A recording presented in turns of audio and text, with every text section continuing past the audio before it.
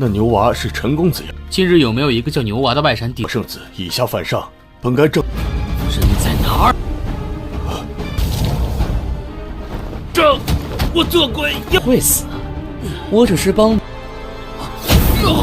秦童，你敢？后面不会饶了你。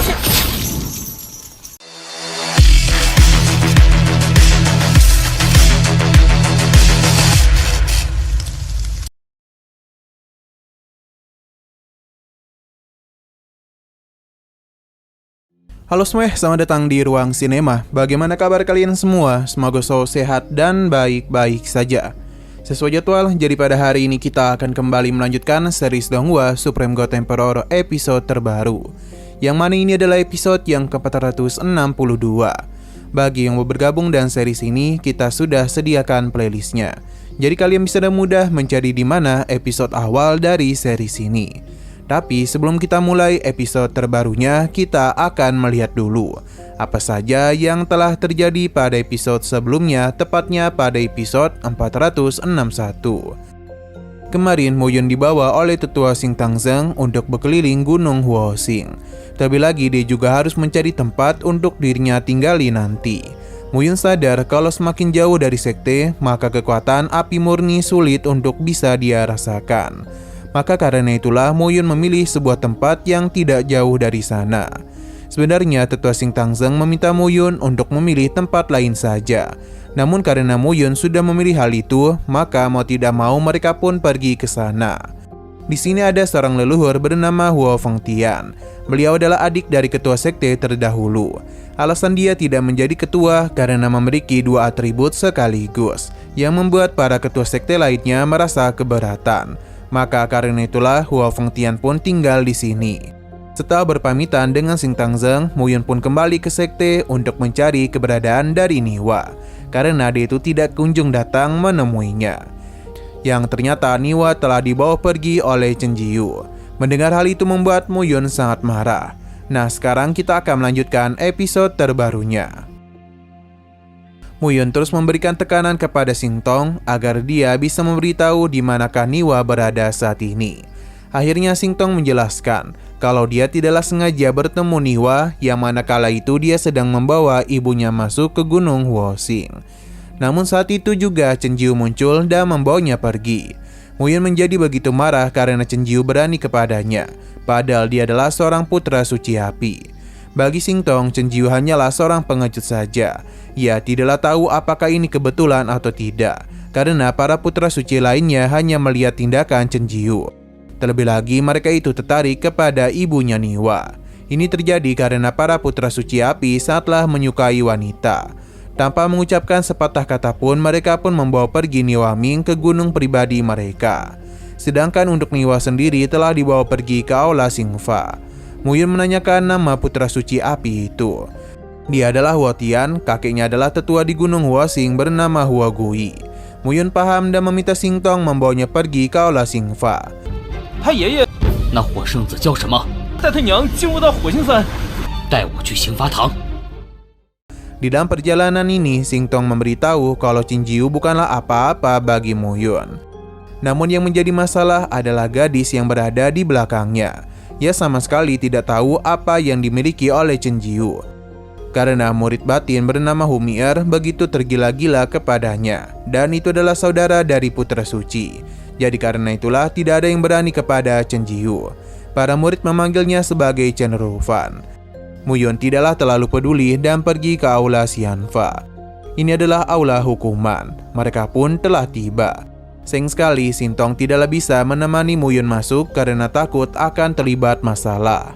Tapi Muyun memintanya untuk ikut jika dia itu tetap ingin bergabung dengan gunungnya. Padahal Xing Tong pun pergi menyusul Muyun. Sesaat kemudian mereka pun telah tiba di aula Xiangfa. Penjaga di sana telah mengenali Muyun sebagai putra suci api. Ini tidaklah membuang waktu Muyun dan dia langsung bertanya di manakah murid bernama Niwa. Penjaga itu membenarkan hal tersebut dan yang membawanya kemari adalah Chen Jiyu.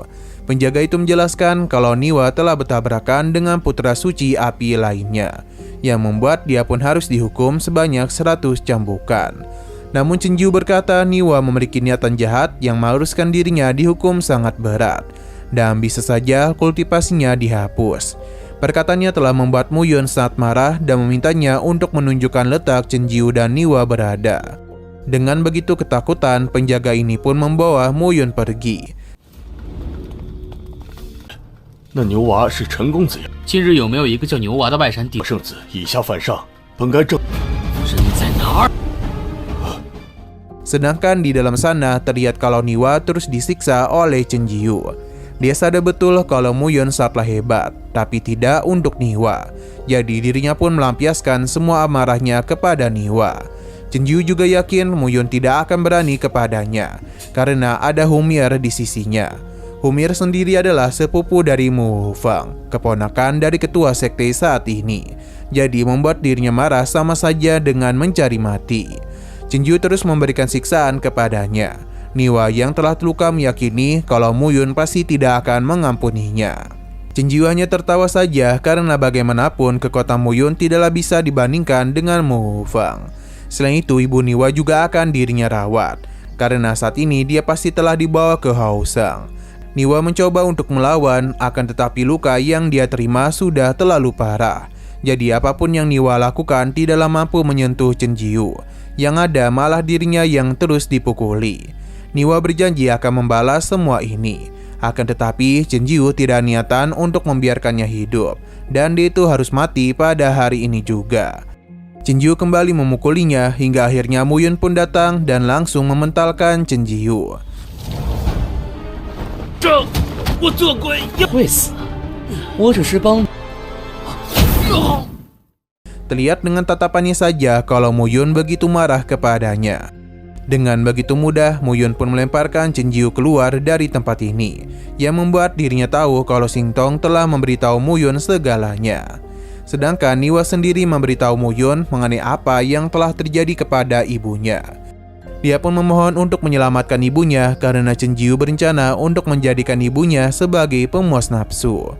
Mu Yun meminta Niwa untuk memulihkan dirinya dulu, sedangkan masalah Chen Jiu akan dirinya selesaikan dengan cepat.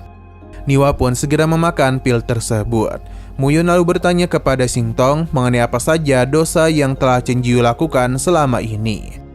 Mu Yun langsung saja menahan pergerakan Chen Jiu dengan kekuatannya. Bukannya mengakui kesalahannya, dia malah semakin menantang Mu Yun, yang tentu saja ini adalah sebuah kesalahan besar.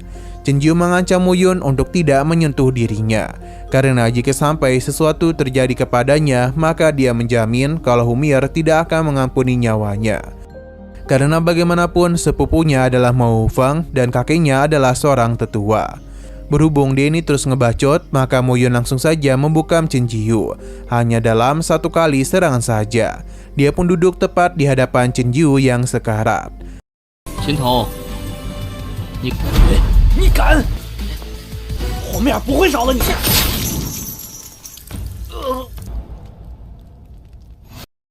Nah, sayang sekali lagi seru-serunya, episodenya pun harus bersambung dulu. Namun sebelum kita akhiri, seperti biasa kita akan melihat preview bagian selanjutnya. Setelah urusan mereka selesai, Mu Yun dan yang lainnya pun pergi ke puncak Tongtian, yang mana tempat ini dilindungi oleh semacam formasi. Bahkan Tetua Agung sendiri yang membentuk formasi tersebut. Ini tidaklah mungkin bisa dihancurkan dengan mudah. Akan tetapi bagi kekuatan Mu Yun itu semua tidak ada apa-apanya. Dia pun berencana untuk menghancurkan formasi tersebut dengan kekuatannya. 迷雾法阵是大长老请动阵法的。 Oke, sekian dulu pada video kali ini. Untuk video selanjutnya akan segera hadir. Jadi bagi kalian yang ingin mengikuti series ini, langsung saja klik subscribe dan aktifkan loncengnya. Terima kasih yang sudah menonton video sampai habis. Jika kalian suka pada video ini, klik like dan share ke teman-teman kalian tentang channel ini. Dan ditunggu aja kelanjutannya. Oke, sampai jumpa di video selanjutnya.